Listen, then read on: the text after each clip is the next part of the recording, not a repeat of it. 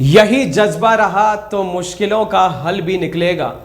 जमी बंजर हुई तो क्या वहीं से जल भी निकलेगा। ना हो मायूस ना घबरा अंधेरों से मेरे साथी, इन्हीं रातों के दामन से सुनहरा कल भी निकलेगा, सुनहरा कल भी निकलेगा। नमस्कार साथियों, मैं वरुण पारसर आप सभी लोगों का स्वागत करता हूं उत्कर्ष क्लासेस के एसएससी ऑनलाइन प्लेटफॉर्म पर। क्या है खास, आपको पीछे थंबनेल में तो दिख ही रहा होगा कि आज के इवेंट में हम लोग चर्चा करने वाले हैं कि एक ऐसा सब्जेक्ट जो आज के स्टूडेंट्स को, जो आज के कैंडिडेट्स को सबसे ज्यादा दिक्कत देता है, और वो है जीके जीएस। एक ऐसा समुंदर शायद जिसकी कोई गहराई आज तक तो नाप नहीं पाया। बस हम अनुमान लगा पाते हैं कि पिछले 10 साल 15 साल अगर हम 20 साल के पेपर उठा लें तो वहां से एक आइडिया हमको जरूर मिल जाता है कि किस प्रकार के क्वेश्चंस कौन कौन से टॉपिक में से कहां से पूछे जाएंगे। तो आज के इस इवेंट में ऐसे सभी स्टूडेंट्स जो तैयारी कर रहे हैं एसएससी की, इस एसएससी में आपका सीजीएल, सीएचएसएल, इसके अलावा दिल्ली पुलिस, सीपीओ का एग्जाम और आपके रेलवे के एग्जाम, क्योंकि जीके जीएस सब जगह आएगी। और ये जीके जीएस एक ऐसा सब्जेक्ट बन चुका है जिससे आप सिलेक्शन में अंदर आते हैं या फिर आप बाहर निकल जाते हैं। मैं ऐसा क्यों बोल रहा हूं? क्योंकि मैथ्स का एक डिफाइंड सिलेबस है। मैथ्स का एक सिलेबस हमेशा होता है कि अर्थमेटिक से ये आएगा, एल्जेब्रा से आएगा, ज्योमेट्री से आएगा, ट्रिग्नोमेट्री से आएगा। रीजनिंग का भी सिलेबस आपने सुना होगा कि एनालॉगी हो गई, ब्लड रिलेशन हो गए, इसके अलावा सीरीज हो गई, मतलब इससे आपके क्या है नंबर सीरीज वगैरह, उसका भी एक सिलेबस डिफाइंड होता है। अगर आप किसी एसएससी के पेपर दे रहे हो सीजीएल का, तो उसमें इंग्लिश का भी एक सिलेबस डिफाइंड होता है। कहने को तो जीके जीएस का भी सिलेबस वो दे देते हैं, उस पर हिस्ट्री लिख देते हैं, पॉलिटी लिख देते हैं, geography, static, GK, economics, current affair, ये सब वहां पे लिख दिया जाता है। पर असली खेल शुरू होता है कि इस जीके जीएस के अंदर कौन कौन से ऐसे टॉपिक्स हैं जिन पे हमको अपना सबसे ज्यादा फोकस रखना चाहिए, क्योंकि इसी से आपका मेरिट जो बनेगी वो इसी से बनेगी। क्योंकि यही एक आपका क्या है, अगर आपको क्वेश्चन आता है तो आपका ये बहुत स्कोरिंग सब्जेक्ट है, नहीं आता है तो आपके मार्क्स गए। क्योंकि आज के टाइम पे जो कैंडिडेट्स हैं, स्टूडेंट्स हैं, वो बड़ी आसानी से मैथ्स में, इंग्लिश में और रीजनिंग में नंबर ले आ रहे हैं। क्योंकि रीजनिंग में आपको पता है जब आप सॉल्व करके आंसर निकालोगे तो आंसर आ गया तो वो आपका 110% सही मान के चलो उसको।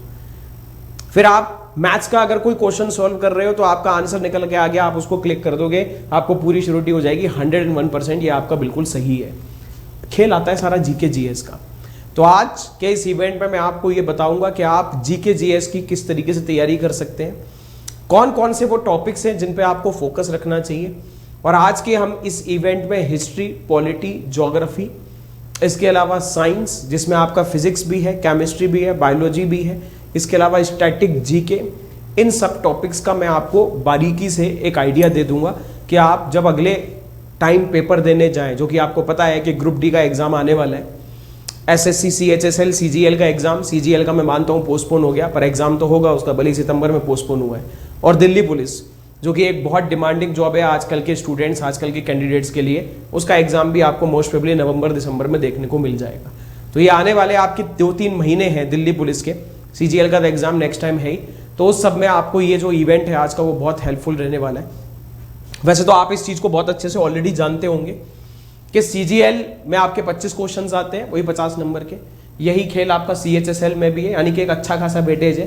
कहने को सीजीएल, सीएचएसएल में सब सब्जेक्ट का वेटेज प्री में तो एक जैसा ही रहता है।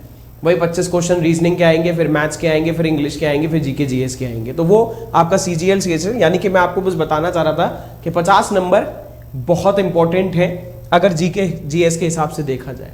दिल्ली पुलिस तो ये मान के ही चलो कि सबसे बड़ा रोल इसी का है, जीके जीएस का, क्योंकि 100 नंबर का पेपर होगा। इसमें अकेले जीके जीएस जो है वो आपका क्या है 50 नंबर लेके जा रहा है। मतलब 50% जो है वो आपका जीके जीएस से ही भरा पड़ा है। बाकी जो आपके नंबर बचेंगे 50 में, उसमें मैथ्स, रीजनिंग, वो सब चीजें आ जाएंगी। फिर मैं अगर बात करूं, बच्चे रेलवे की भी तैयारी कर रहे हैं, एनटीपीसी का भी एग्जाम हुआ भी था ग्रेजुएट लेवल का, जिसमें 40 नंबर की आपको जीके जीएस देखने को मिली, अच्छा खासा वेटेज था।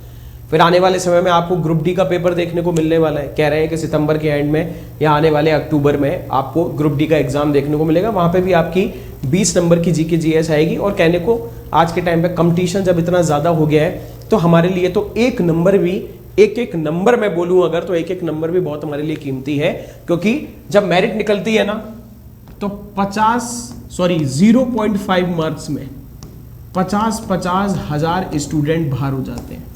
खासतौर से जब आप रेलवे की बात करते हैं जहां पे लोग करोड़ों में फॉर्म भर रहे हैं, तो अगर आपके 0.5 नंबर 2 स्टूडेंट्स में है तो ये मान के चलो 50,000 इतने में बाहर हो जाएंगे 0.5 के गैप में।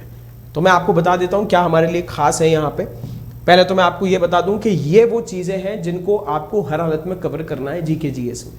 ये 7 से 8 टॉपिक आपके ऐसे हैं जिसमें आपका स्टैटिक जीके, आज स्टैटिक जीके का वेटेज अगर आज आपसे 5-7 साल पहले चले जाओ तो इतना नहीं हुआ करता था, पर अब स्टैटिक जीके हर एग्जाम में बहुत अच्छी खासी आ रही है। फिर आपका इतिहास जिसमें आपको प्राचीन, मध्यकालीन, आधुनिक, फिर आपकी पॉलिटी, ज्योग्राफी, भूगोल, इकोनॉमिक्स, अर्थशास्त्र, इसके अलावा फिजिक्स, भौतिक विज्ञान, रसायन विज्ञान, केमिस्ट्री, जीव विज्ञान, बायोलॉजी और करंट अफेयर्स। तो किसी किसी एग्जाम के शिफ्ट में करंट अफेयर्स का वेटेज ज्यादा हो जाता है, फिर किसी एग्जाम के शिफ्ट में स्टैटिक जीके बढ़ा देते हैं, किसी एग्जाम के शिफ्ट में ये देख रहे हैं कि हिस्ट्री ज्यादा है। तो टॉपिक्स तो आपको सारे पढ़ने हैं। अब मैं आपको आइडिया दे देता हूं कि हिस्ट्री में क्या क्या पढ़ के जाना है, जिन पे आपका फोकस रहना चाहिए। प्रागैतिहासिक और सिंधु घाटी सभ्यता, वैदिक काल, जैन धर्म, बौद्ध धर्म, एंशिएंट हिस्ट्री के 2 सबसे खतरनाक स्तंभ हैं ये, जैन धर्म और बौद्ध धर्म।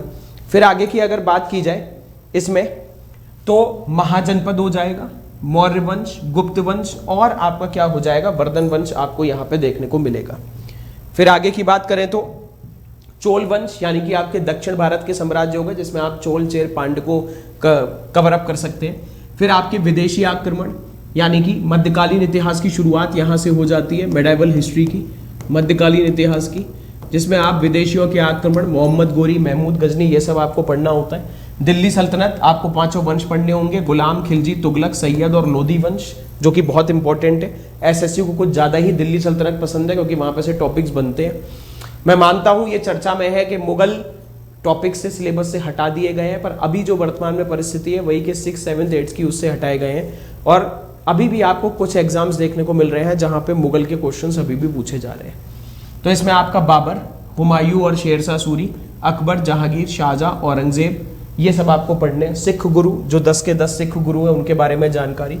मराठा साम्राज्य, छत्रपति शिवाजी महाराज को आपको पढ़ना है। विजयनगर साम्राज्य, इसके साथ आप एक बाहमनी साम्राज्य और होता है उस पर भी नजर मार के जा सकते हैं। पर विजयनगर साम्राज्य जिसमें आपके 4 वंश हैं, संगम, सालुव, तुलुव और अरावुडी, जिसमें से संगम और तुलुव पे आपको सबसे ज्यादा फोकस रखना पड़ेगा। विभिन्न युद्ध और संधियां, 1857 का विद्रोह, बहुत इंपॉर्टेंट चैप्टर। गवर्नर जनरल और वाइसरॉय, क्वेश्चंस बनते ही बनते हैं। अंग्रेजों के कानून हो गए, जैसे आपका 1773 का रेगुलेटिंग एक्ट हो गया, आपके पिट्स इंडिया एक्ट हो गए, चार्टर एक्ट हो गए, इंडियन काउंसिल एक्ट हो गए, भारत सरकार अधिनियम 1909, 1919, 1935, ये सब आपको पढ़ने होंगे। बंगाल का विभाजन, गांधीवादी युग, गांधी युग आपका 1915 से शुरू हो जाता है और 1947 तक, जब तक हमारा देश आजाद नहीं हो जाता, वो सब कुछ आपका इसी में आ जाएगा।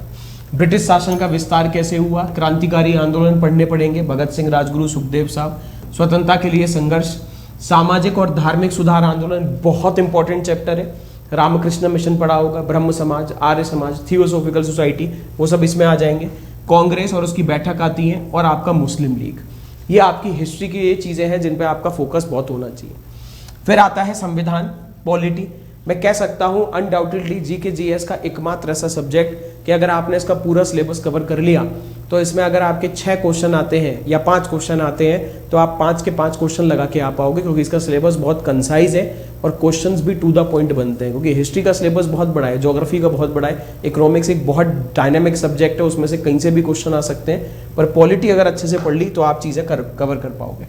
भारतीय संविधान के स्रोत, अनुच्छेद, अनुसूची, भाग और सूचियां, संविधान संशोधन आपको पता होना चाहिए, मौलिक अधिकार बहुत बड़ा स्तंभ है पॉलिटी का, समिति की रिपोर्ट, संसद, राष्ट्रपति, उपराष्ट्रपति, प्रधानमंत्री, इनमें से आपसे ये भी पूछ लिए जाते हैं कौन से प्रधानमंत्री क्रम में लगाइए, कौन से पहले है कौन से बाद में। न्यायपालिका, सुप्रीम कोर्ट, हाई कोर्ट, सरकारी संस्थाएं जिसमें आपका कैग आ जाएगा, यूपीएससी आ जाएगा, इसके अलावा चुनाव आयोग आ जाएगा, राष्ट्रीय अनुसूचित जाति जनजाति आयोग। पड़ोसी देश की राज व्यवस्था में भी थोड़ा बहुत नजर मार के चले जाना, ठीक है। फिर बात करते हैं किसकी, ज्योग्राफी की, भूगोल की। इसमें आपको कौन से टॉपिक पढ़ने चाहिए, सौर मंडल और उसके ग्रह, देशांतर और अक्षांश, महाद्वीप और महासागर, भारत के पड़ोसी देश, भारतीय जल निकासी व्यवस्था, जिसमें आप हम कह सकते हैं कि आपका ड्रेनेज सिस्टम हो गया। विश्व जल निकासी व्यवस्था यानी कि नदियां पूरी दुनिया की। भारत में खनिज और ऊर्जा संसाधन। कृषि की जानकारी होनी चाहिए, कभी कभी क्रांतियां इसी में आ जाती हैं कृषि में। सॉइल्स आपसे पूछ लिए जाएंगे, मिट्टी, एलुवियल सॉइल, जलोढ़ मिट्टी आपने सुनी होगी, लाल मिट्टी, ये सब। वनस्पति की जानकारी होनी चाहिए, जलवायु, अलग अलग उद्योग, ये आपसे पूछ सकते हैं कि ये वाली कोयले की खदान कहाँ पर है, ये वाला स्टील प्लांट कहाँ पर है, ये आ सकता है। बायोस्फीयर रिजर्व 18 है, 18 के 18 पढ़ने पड़ेंगे, कहाँ पर है, बिल्कुल मैच द फॉलोइंग में आ जाते हैं कि ये वाला बायोस्फीयर रिजर्व आपको किस राज्य में मिलेगा। भौगोलिक विभाजन ये पढ़ लेना। परिवहन, इन पर थोड़ी बहुत नजर मार के चले जाना आप लोग। जनसंख्या, कहने को आखिरी बार 2011 में हुई थी, पर तब से लेकर जनगणना आज तक, और जब तक आपकी नई जनगणना नहीं हो जाती तब तक आपके क्वेश्चंस बनते ही रहेंगे। तो जनगणना आपको पढ़नी पड़ेगी। अब आप इसे ज्योग्राफी में पढ़ लो या इकोनॉमिक्स में पढ़ लो, ये दोनों में ही आ जाती है, बस पढ़ लो क्योंकि क्वेश्चंस दोनों में ही आपके आ जाते हैं। वायुमंडल, सारे आपको मंडल पता होने चाहिए, ट्रोपोस्फीयर, स्ट्रेटोस्फीयर। रॉक्स, पर्वत, कौन सा पर्वत कहाँ पर है, चाहे आपका भारत का हो या दुनिया का। ज्वालामुखी पूरी दुनिया के पढ़ने पड़ेंगे, किस देश में है। विश्व का भूगोल और मानचित्र, ये सब आपको पढ़ना पड़ेगा भूगोल में। अब बात करते हैं किसकी, अर्थव्यवस्था की, यानी कि इकोनॉमिक्स की। ठीक है, हाँ, समझते हैं इसकी कहानी। अर्थव्यवस्था की बेसिक पॉइंट्स आपको पता होने चाहिए, वही जीडीपी, एनएनपी, ये सब आपको पता होना चाहिए, आती रहते हैं क्वेश्चंस। मांग और आपूर्ति की अवधारणा, लागत, उत्पादन, बाजार और खपत, राष्ट्रीय आय, मुद्रास्फीति, ये मुद्रास्फीति आपकी बार बार कितने प्रकार की मुद्रास्फीति है। बजट पे से क्वेश्चंस बनेंगे, टैक्स, जीडीपी पे से क्वेश्चन बनेंगे। बैंकिंग एक ऐसा टॉपिक है इकोनॉमिक्स का जिसमें से क्वेश्चंस, कभी ये टॉपिक पुराना हुआ ही नहीं, इसमें से क्वेश्चंस बनते ही रहते हैं। एक जमाना था जब राष्ट्रीय बैंक 20 हुआ करती थी, कभी 19, कभी 21, फिर आज राष्ट्रीय बैंक आप जानते हैं इनकी संख्या 12 है, क्वेश्चंस इसमें से बनते ही रहते हैं। वही आपका बैंक रेट हो गया, repo rate, reverse repo rate, ये सारी कंपनी, नवरत्न, महारत्न, पीएसयू, महारत्न आप जानते ही हैं, संख्या बढ़ के 14 हो चुकी है, इन सब के बारे में आपको जानकारी होनी चाहिए। अंतर्राष्ट्रीय संगठन बहुत इंपॉर्टेंट है, किसका संगठन का क्या काम है, कौन सी रिपोर्ट आती है, कहाँ पे इसका मुख्यालय है।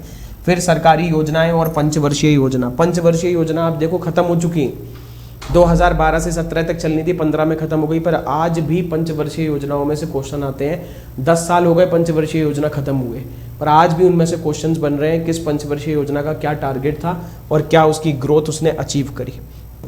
ठीक है, इसके अलावा अर्थव्यवस्था है, केंद्रीय समस्याएं और योजना, कौन कौन सी योजना बैंक ने निकाली है। आप ये नहीं कह सकते कि सर जनधन योजना 2014 में आई थी, वो क्यों पढ़े, वो एक स्टैटिक जीके का पार्ट बन गया। बच्चे आजकल क्या कह रहे हैं कैंडिडेट्स कि सर 2021 की योजना पूछी गई थी, ये करंट अफेयर थोड़ी है।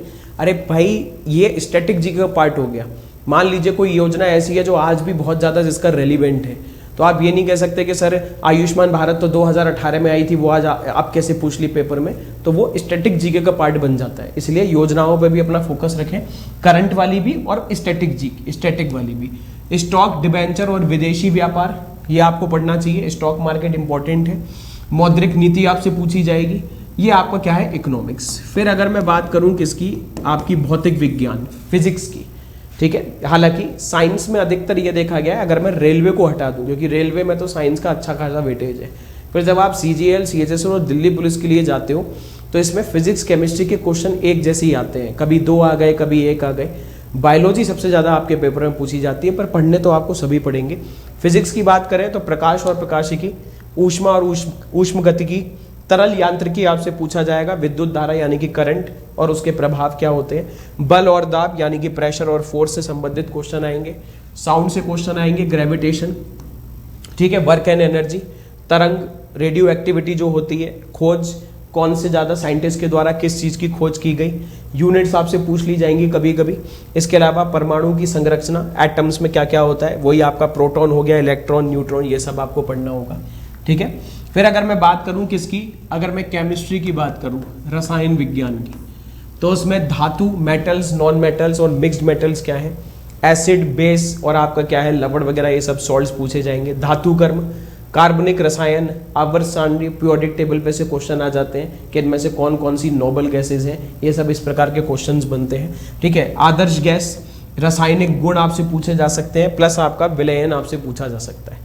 दैनिक जीवन में कहाँ कहाँ पे काम होता है रसायन विज्ञान का, ये सब आपको पता होने चाहिए। इसके अलावा इसमें भी खोजों पे से प्रश्न बन सकते हैं। साधारण नाम आ सकता है, वैज्ञानिक नाम, जैसे खाना सोडा का रासायनिक नाम क्या है, धोने वाले पाउडर का आपका रासायनिक नाम क्या है, ये सब आते हैं। फिर आपकी शुरू होती है बायोलॉजी की कहानी, ठीक है, जीव विज्ञान की। ये बहुत इंपॉर्टेंट है। अगर मैं साइंस को कंपेयर करूं तो साइंस में तीनों सब्जेक्ट में से सबसे ज़्यादा रेलिवेंस जो होता है वो इसी का होता है। अगर आप चाहे CGL का पेपर ले लो, CHSL का ले लो, दिल्ली पुलिस का पेपर ले लो, चाहे आप SI का पेपर ले लो या कांस्टेबल का पेपर ले लो, सब जगह आपकी बायोलॉजी की अहमियत आपको सबसे ज़्यादा देखने को मिलेगी। पौधों में पोषण, वही जाइलम फ्लोएम आपने पढ़े होंगे। कमी और रोग बहुत इंपॉर्टेंट है, डिजीज आपसे पूछे ही जाएंगे, ठीक है। कौन सा विषाणु जनित रोग है, विटामिन A की कमी से क्या है, विटामिन D की कमी से। जंतुओं में प्रजनन, पौधों में प्रजनन। इसके अलावा सेल्स पे से क्वेश्चन आपके बनते ही बनते हैं कि सेल्स के अंदर क्या क्या चीज मिलती है, उसके क्या क्या काम है। संवेदक अंग, परिसंचरण तंत्र यानी कि आपका सर्कुलेटरी सिस्टम, उत्सर्जन तंत्र ये भी याद रखेंगे, एक्सक्रीटरी सिस्टम। इसके अलावा अर्थस्रावी बहिस्रावी ग्रंथियां यानी कि एंडोक्राइन और आपके एक्सोक्राइन ग्लैंड, श्वसन प्रणाली रेस्पिरेटरी सिस्टम, पाचन तंत्र डाइजेस्टिव सिस्टम, तंत्र का तंत्र हो जाएगा कंकाल तंत्र, जिसमें आपको अपनी हड्डियां पता होनी चाहिए, कौन कौन सी जगह पे कहाँ कहाँ पे हड्डियां होती हैं उसकी नॉलेज होनी चाहिए। पादप जगत, जंतु जगत, सूक्ष्म जीव, एंजाइम और हार्मोन, इस पे से क्वेश्चंस बहुत बन जाते हैं। हार्मोन पे से भी खोज और टीके, ये सब आपको पता होने चाहिए। कौन सी वैक्सीन जो है वो किसके द्वारा खोजी गई थी, ठीक। इसके अलावा वैज्ञानिक अध्ययन, इन सब की आपको जानकारी होनी चाहिए। अब बात आती है किसकी, स्टैटिक जीके की, जिसका मैंने आपको बताया था जब आप आज से 6, 7, 8 साल पहले चले जाते हो तो उसमें इतनी अहमियत होती नहीं थी स्टैटिक जीके की। ऑल ऑफ अ सडन आप देख रहे हो आखिरी के 4-5 साल में स्टैटिक जीके की अहमियत एकदम से जंप मारी है। बहुत सारे इसमें से आपके क्वेश्चंस देखने को मिल रहे हैं, जिसमें से आपके खेल पे से प्रश्न आ सकते हैं। किस खेल में कितने खिलाड़ी हैं, कौन सी ट्रॉफी किस खेल से संबंधित है, विशेष दिन जनवरी, फरवरी, मार्च, अप्रैल, इसमें कौन सा दिवस किसके लिए होता है। पुरस्कार कुछ भी हो सकता है, आपकी फिल्म से संबंधित पुरस्कार हो सकते हैं, खेल से संबंधित पुरस्कार हो सकते हैं। कौन सा व्यक्ति अहमियत रहा, पहला व्यक्ति कौन था, पहला पुरुष कौन थी, पहली महिला कौन थी। राज्य से संबंधित योजनाएं और परियोजनाएं, मैंने आपको बताया था योजना करंट वाली भी होती है, पुरानी योजना जिनकी आज बहुत अहमियत है वो स्टैटिक का पार्ट बन जाती है। अर्थशास्त्र, राजनीति, इन सब पे से क्वेश्चन। नृत्य बहुत पूछे जा रहे हैं, कला से जुड़े व्यक्ति, ठीक है, कौन से नृत्य के लिए कौन फेमस है, कला से संबंधित पुरस्कार। इसके अलावा संगीत, वाद्य यंत्र, त्योहार, कौन से राज्य का कौन सा त्योहार है, मेले, गीत, चित्रकारी, पोशाक और जनजाति, किस राज्य में कौन सी जनजाति रहती है। भारत और विश्व में प्रथम, जो मैंने आपको बताया ही था थोड़ी देर पहले। खेल में आपको इसमें बता ही चुका हूँ। किताब और लेखक, यानी कौन सी किताब किसके द्वारा लिखी गई है, इसमें करंट की किताब और स्टैटिक की किताब दोनों ही इंपॉर्टेंट हो जाएंगी। फिर प्रसिद्ध व्यक्ति की अगर बात की जाए, महत्वपूर्ण दिन मैंने आपको बताए, राज्य जी के, किसी स्टेट ने अगर कोई बहुत ज़्यादा अच्छी पॉलिसी निकाली है जो बहुत ज़्यादा सक्सेसफुल हो गई है, वो भी उठा के आपके सीधे एग्जाम में डाल दी जाएगी। आप ये नहीं कह सकते कि सेंट्रल लेवल का एग्जाम है, स्टेट की पॉलिसी क्यों डाल दी गई। इंपॉर्टेंट है, कुछ बहुत अच्छा काम कर रही है वो नीति, उठा के एकदम से आपके पेपर में डाल दिया जाएगा। संगठन और विश्व की जीके, इन सब की आपको जानकारी होनी चाहिए। कंप्यूटर हमेशा से इंपॉर्टेंट रहा है, वही 8-10 चैप्टर हैं कंप्यूटर के जो आपके बार बार आपसे पूछ लिए जाते हैं। फुल फॉर्म, ठीक है, ये भी आप जानते हैं कि छोटे शब्द दिए होंगे उनकी फुल फॉर्म पूछी जाएगी। धार्मिक स्थल, कौन से राज्य में कौन सा फेमस टेम्पल है। पुरस्कार, महत्वपूर्ण घटनाएं जो करंट में चल रही हो, किस चीज़ का संस्थापक कौन है। मनोरंजन, योजनाएं, ये सब आपके एक ऐसे टॉपिक है जो आपके स्टैटिक जीके का पार्ट बनते हैं। अब आज जो मैंने आपको एक इसमें आइडिया दिया है कि क्या क्या चीज़ें आपको पढ़नी चाहिए, अगर आप इन चीज़ों को, और ये यार मत सोचना कि आपको ये चीज़ें बार बार पढ़नी है, करंट अफेयर को छोड़ के बाकी चीज़ें आपकी क्या होती हैं वो सीमित हो जाती हैं एक जगह। मोर और लेस मैं कह रहा हूँ, 100% ये नहीं कह रहा, क्योंकि पॉलिटी में अगर कोई संशोधन हो गया तो वो आपको पढ़ना पड़ेगा। पर जीके जीएस एक ऐसी चीज़ है करंट अफेयर को हटा के, अगर आपने इसकी एक बार अच्छे से मेहनत कर ली तो वो मेहनत एक ही बार होगी, उसको बार बार फिर आपको रिवाइज करना है। तो आज जो मैंने आपको टॉपिक बताए हैं इनको आप हमेशा अपने दिमाग में रखना कि ये एक ऐसे टॉपिक है जो हमको छोड़ के तो जाने ही नहीं है, ठीक है, बिल्कुल भी छोड़ के नहीं जाने। हाँ, कभी आपको ऐसा लगता है कि आपके पास टाइम बहुत कम है तो आप सोच सकते हो कि ठीक है मैं बायोलॉजी पे ज़्यादा ध्यान दे देता हूँ, जीव विज्ञान पे, भौतिक विज्ञान को छोड़ देता हूँ, फिजिक्स को, ठीक है, जिनका रेलिवेंस कम है पेपर में। पर मेरा ये मानना है कि आपको ये सारे टॉपिक्स जो मैंने पिछले 15-20 साल में अलग अलग आपके एग्जाम्स में पूछे गए हैं, वो मैं आपके सामने लेके आया हूँ। और अगर आपने इन टॉपिक्स को आपने कंठस्थ कर लिया, इन टॉपिक्स पे अगर आपने अपनी पकड़ बना ली, तो फिर आने वाले एग्जाम में जो भी आप दोगे, चाहे आप CGL का दो, CHSL का दो, CPO का दो, या फिर दिल्ली पुलिस का दो, या रेलवे के एग्जाम भी अब आ ही रहे हैं, आगे भी आएंगे, क्योंकि रेलवे भी अब कह रहा है कि हम 5 साल वेट नहीं कराएंगे स्टूडेंट्स को, हम हर साल अपनी वैकेंसी निकालेंगे, भली वैकेंसी कम क्यों ना निकले, पर वैकेंसी जरूर निकलेगी। SSC हर साल अपने पेपर ले ही रहा है, हर साल काम करता ही है SSC। तो अगर आप चाह रहे हैं कि आपकी मेरिट बहुत अच्छे से बनी रहे, आपका मेरिट में नाम आ जाए, क्योंकि मैंने आपको स्टार्टिंग में भी बताया था रीजनिंग मैथ्स स्टूडेंट्स कर पा रहे हैं, पर सारा खेल GK GS का है, या तो आप अंदर जाओगे बाहर जाओगे। और हाँ, अगर आपका सिलेक्शन भी हो जा रहा है तो उसमें आपको कौन सी पोस्ट मिलेगी वो भी डिसाइड कर रहा है ये, क्योंकि GK GS में जिन लोगों ने नंबर अच्छे खींच लिए, आपका SSC में सिलेक्शन हो गया, मान लीजिए उसमें जिसके अच्छे नंबर आए उसको इनकम टैक्स इंस्पेक्टर मिल गया, जिसके कम नंबर आए उसको फिर कम वाली पोस्ट मिलेगी। तो अगर आप चाहते हैं कि आपको पोस्ट भी अच्छी वाली मिले, तो ज़्यादा से ज़्यादा नंबर खींचने की कोशिश करो, और वो सबसे बेस्ट तरीका है, क्योंकि मुझे लगता नहीं कि इससे ज़्यादा स्कोरिंग सब्जेक्ट कोई होगा अगर आपको आंसर आता है तो। मैथ्स में सॉल्व करना है, रीजनिंग में भी सॉल्व करना है, इंग्लिश अगर आप आ रही है किसी पेपर में तो वहां पे भी पैराग्राफ आएगा, गद्यांश आएगा वहां पे भी। पर ये एक ऐसा है GK GS, क्वेश्चन पढ़ा, आंसर आता है, लगाया, और आपने सीधे 2 नंबर खींच लिए। मतलब जहां पे एक क्वेश्चन 2 नंबर का है, किसी किसी पेपर में एक क्वेश्चन 1 नंबर का है, तो वो आप हाथों हाथ खींच लोगे। तो मुझे उम्मीद है कि आपको ये जो आज का मेरा इवेंट रहा होगा, इसमें आप थोड़ा सा आपको फायदा मिलेगा अगर आप इस चीज़ को कॉपी करते हुए चलते हो अपनी आने वाले एग्जाम्स की तैयारी में। जाने से पूर्व आप सभी लोगों के लिए कुछ खास इन्फॉर्मेशन। आप सभी लोग जानते हैं कि इस वक्त उत्कर्ष क्लासेस आज़ादी का महोत्सव मना रहा है, जो महोत्सव आपका 13 से लेकर 25 अगस्त तक चलेगा, जिसमें उत्कर्ष क्लासेस आपको ये गारंटी दे रहे हैं कि इस साल की आपको सबसे कम फीस सिर्फ इसी उत्कर्ष आज़ादी महोत्सव में मिलेगी। और ये आपको SSC और रेलवे के सभी ऑनलाइन कोर्सेज पे ये फायदा मिलेगा, जिसमें आपको रिकॉर्डेड कोर्सेज फ्री दिए जा रहे हैं, 500 रुपये तक का कैशबैक मिलेगा, और 10% का एक्स्ट्रा डिस्काउंट अगर आप अपने कोर्स की वैलिडिटी बढ़ा रहे हैं तो। इसके अलावा ऐसे बच्चे जो CGL की तैयारी करना चाह रहे हैं, उनका फाउंडेशन बैच सुदर्शन, ये आपका जोधपुर से भी शुरू हो रहा है, और आपका कहाँ पे से, जयपुर से भी शुरू हो रहा है। ठीक है, जयपुर से इसकी स्टार्टिंग आपकी हो रही है कब, 21 अगस्त। जोधपुर में आपकी 26 अगस्त से शुरू हो रहा है, जिसमें स्टैंडर्ड वाला 2000 में और प्राइम वाला you can purchase in 3600 rupees. आगे की अगर बात की जाए, SSC और रेलवे का अगर आप मास्टर पास लेते हैं, ये 24 महीने का पास अभी 2900 में और 12 महीने का 2600 में आ रहा है।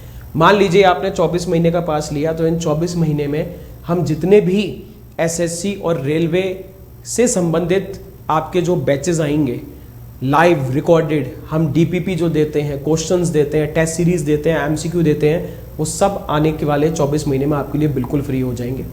आगे की बात करें, SSC CGL फाउंडेशन गौरव बैच, 4 बैचेस तक हमको बहुत प्यार मिला, इसलिए हम 5वां बैच लेके आए हैं। फ्रॉम स्टूडियो बैच है ये।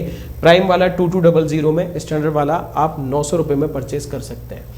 IB, जिनको बहुत एक जुनून है कि मुझे देश सेवा में जाना है, इंटेलिजेंस ब्यूरो, मुझे अपने देश का गुप्तचर बनना है, तो ACIO ग्रेड 2 का ये बैच, याद रखना हर साल ये वैकेंसी नहीं आती, तो हर बार आपको मौका नहीं मिलेगा। एज वही है 27 तक जनरल की। इसमें आपका टियर 1, 2 ये दोनों को कवर करेगा बैच। ये आपका ऑफर के तहत 1000 रुपये में है, वैसे MRP इसकी 5200 है। इसके अलावा IB में आपकी असिस्टेंट एग्जीक्यूटिव की भी टियर 1 और 2 की वैकेंसी आई है, जो ऑफर के तहत आप 550 में ये बैच परचेज कर सकते हैं।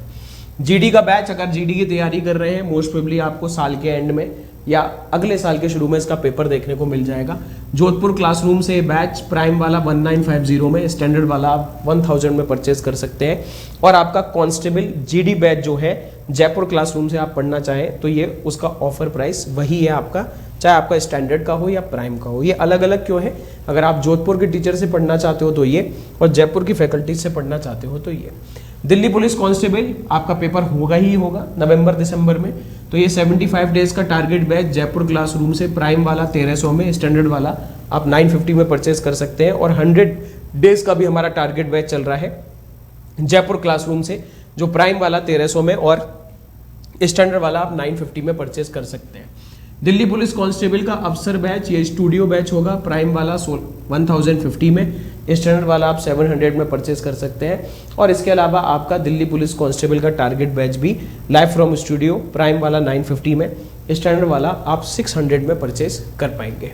इसके अलावा ALP अच्छी खासी वैकेंसी आई है, 9,970 वैकेंसी जहाँ तक मुझे याद आ रहा है। इसमें इलेक्ट्रीशियन थ्योरी वाले जो स्टूडेंट्स हैं और डीजल मैकेनिक वाले, आप प्राइम वाला बैच 950 में परचेज कर सकते हैं और स्टैंडर्ड वाला 750 में आप परचेज कर पाएंगे।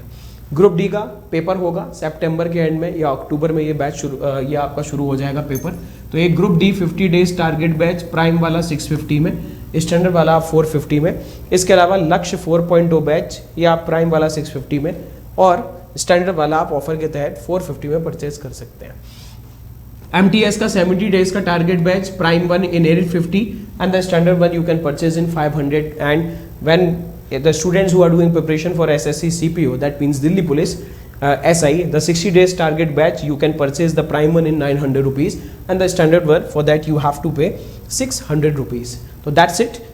मैं ये उम्मीद करता हूँ कि आपको जो ये GK GS में थोड़ा सा आपके लिए चीज़ें पिक्चर क्लियर होगी और अगर आप इन टॉपिक्स को कवर अप करते हुए जाएंगे, मैं मानता हूँ ये चीज़ एक दिन की मेहनत नहीं है या एक महीने की मेहनत नहीं है, बस ये है कि अगर आपने एक बार मेहनत कर ली मन लगा के, ये सारे के सारे टॉपिक्स पे अपनी पकड़ बना ली, तो उसके बाद सिर्फ और सिर्फ आपका रिवीजन बनेगा।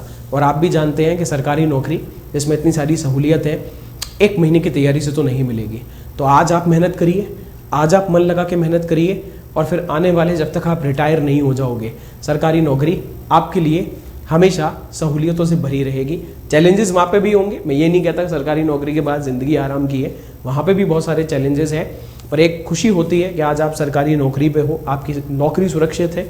प्राइवेट के कंपैरिजन में देखा जाए तो वहाँ पे थोड़ा सा मैं ये बोलूँगा प्रेशर आपको कम देखने को मिलता है गवर्नमेंट में, ठीक है। वहाँ पे आपको छुट्टियाँ भी अच्छी खासी मिलती हैं। तो मन लगा के मेहनत करिए, अपनी मेहनत पे भरोसा रखिए और आने वाले समय में जो बच्चे अभी तैयारी शुरू कर रहे हैं वो अपने ऊपर बिल्कुल भरोसा रखें कि आने वाले 1 साल के अंदर या 1.5 साल के अंदर मैं अपने आप को कहीं ना कहीं किसी सरकारी नौकरी में देखूंगा। मन लगा के मेहनत करते रहिए। बाकी मैं आपके लिए बहुत सारे इवेंट और लेके आता रहूँगा जो आपकी पढ़ाई में जो भी आपके चैलेंजेस आ रहे हैं उनको सॉल्व करने का प्रयास रहेगा। ऐसे ही जानकारी के लिए जुड़े रहिए उत्कर्ष क्लासेस के SSC ऑनलाइन प्लेटफॉर्म के साथ। जय हिंद, जय भारत।